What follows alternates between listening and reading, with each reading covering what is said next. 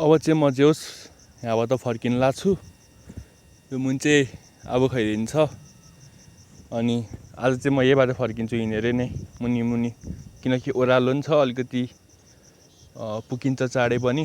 मुनि त खैरिनु भइहाल्यो, यो पोखरा रोड हो, उता मर्सान्डी नदी बगिरहेछ, हावा त्यस चल्यो अहिले चाहिँ। अब चाहिँ म जे होस् यो बाटो चाहिँ म लाग्छु अब, किनकि 7 बज्न लागिसकेको छ, त्यही भएर ढिलो हुन्छ। म चाहिँ आज बिस्तारै हिँड्दै जान्छु। अब उता एक ठाउँमा नि बस्छु, मैले एउटा देखेको छु ठाउँ, त्यहाँ गएर एकैछिन बस्छु म अनि त्यहाँबाट जान्छु। बाटो चाहिँ यस्तै छ, यो बाटो के देखेर राख्ने अघि आएको बाटो हो, त्यो बाटो चाहिँ म देखाउँछु। त्यो बाटो मैले बनाइनँ अस्ति ब्लग सायद। यो बाटो पुरै हिँड्दै जान्छु। अब उता गएर चाहिँ किन रोक्छु त्यो घर जस्तोमा, नत्र भए चाहिँ अरू चाहिँ त्यही हो। म सिधै अब उता बाटोमा गएर भेट्छु।